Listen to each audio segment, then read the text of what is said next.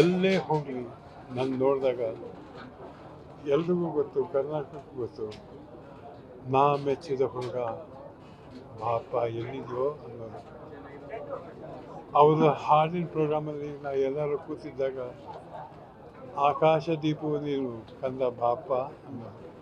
ಆ ಕಂದ, ಆ ಹುಡುಗ, ಆ ಇದು ಅಂದಾಗ ಆ ಪ್ರೀತಿ ವಿಶ್ವಾಸ ಅದೆಷ್ಟು ತುಂಬ್ತಾ ಇತ್ತು, ಕಳ್ಕೊಳಕ್ಕಾಗಲ್ಲ, ಕಳ್ಕೊಂಡು ಜೀವನಕ್ಕಾಗಲ್ಲ.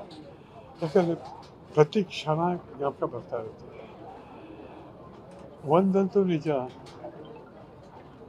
ನಾ ಏನೇ ಹೆಸರು ಮಾಡಿದ್ದೆ, ನನ್ನ ಸಿನಿಮಾಗಳಿಂದ ನನಗೆ ಆ ಹೆಸರು ಬಂದಿದೆ ನಿಜ.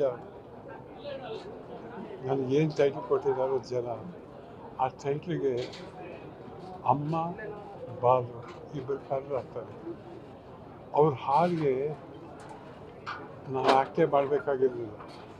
ಹಿಂದೆ ಹಾಡು ಬರ್ತಾಯಿದ್ರೆ ಮುಖದಲ್ಲಿ ತಾನಾಗಿ ಎಕ್ಸ್ಪ್ರೆಷನ್ ಇರೋದು, ಆ ಥರ ಹಾಡಿರೋರು ಅವರು. ಆ್ಯಕ್ಟಿಂಗು ನಮಗೆ ತುಂಬ ಈಸಿ ಮಾಡಿಕೊಟ್ಟ ಅಮ್ಮ ಬಾಲು ಇಬ್ಬರು. ಎಷ್ಟು ಯಾವ ಹಾಡು ದುಃಖದ, ಸಂತೋಷದ, ರೊಮ್ಯಾಂಟಿಕ್ಕ, ಯಾವುದೇ ಆಗಲಿ ಅದಕ್ಕೆ ತಕ್ಕ ಹಾಗೆ ಹಾಡ್ತಾ ಇರೋರು. ಇವತ್ತು ಆ ಹಾಡುಗಳು ಕೇಳ್ತಾ ಇದ್ದಾಗ ಸತ್ಯದನ್ನು ಮಾತು ಹೇಳ್ತೀನಿ, ನನ್ನ ಹಾಡನ್ನ ಕೇಳಿದಾಗ ನಾನು ಜ್ಞಾಪಕ ಬರೋಲ್ಲ, ನನಗೆ ಅಮ್ಮನ ಮುಖ ಜ್ಞಾಪಕ ಬರುತ್ತೆ, ಬಾಲು ಮುಖ ಜ್ಞಾಪಕ ಬರುತ್ತೆ, ಹಾಡುವಾಗ ಅವ್ರು ಹೇಗೆ ಹಾಡ್ತಿದ್ರು ಅದೇ ಜ್ಞಾಪಕ ಬರುತ್ತೆ.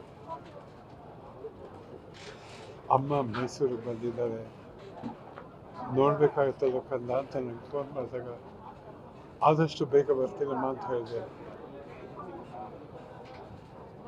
ಹುಡುಗರು ತಪ್ಪು ಮಾಡ್ತಾರೆ. ಅಮ್ಮ ಕೇಳಿದಾಗ ಬಂದ್ಬಿಡ್ಬೇಕಾಗಿತ್ತು, ಅಮ್ಮನ ನೋಡ್ಬೋದಾಗಿತ್ತು, ಮಾತಾಡ್ಬೋದಾಗಿತ್ತು. ನಾ ಏನು ಪ್ರೀತಿ ಬರ್ತೀನಿ ಅಂತ ಇದೆ, ಆದರೆ ಇವತ್ತು ಹೀಗೆ ಬರಬೇಕಾಗುತ್ತೆ ಅಂತ ನಾನು ಅಂದ್ಕೊಂಡಿರಲಿಲ್ಲ. ಅಮ್ಮ ಎಲ್ಲೇ ಇರಲಿ, ಹೇಗೆ ಇರಲಿ, ಎಂದೆಂದಿಗೂ ನಮ್ಮ ನೆನಪಲ್ಲಿ, ನಮ್ಮ ಹೃದಯದಲ್ಲಿ, ನಮ್ಮ ಮನಸ್ಸಿನಲ್ಲಿ ಚಿರಸ್ಥಾಯಿಯಾಗಿರ್ತಾರೆ. ಅಮ್ಮನ ಆತ್ಮಕ್ಕೆ ಶಾಂತಿ ಕೊಡ್ತೀನಿ. ಯಾಕೆಂದರೆ ಆ ಆತ್ಮ ಎಲ್ಲೇ ಇದ್ದರೂ ನಾವು ಚೆನ್ನಾಗಿರಿ ಅಂತ ಆಶೀರ್ವಾದ ಮಾಡ್ತಾ ಇರ್ತಾರಲ್ಲ, ಅದಕ್ಕೆ ಆಶೀರ್ವಾದ ಮಾಡೋಕ್ಕೆ ಅಮ್ಮ ನಿಮಗೆ ಶಾಂತಿ ಸಿಗಲಿ.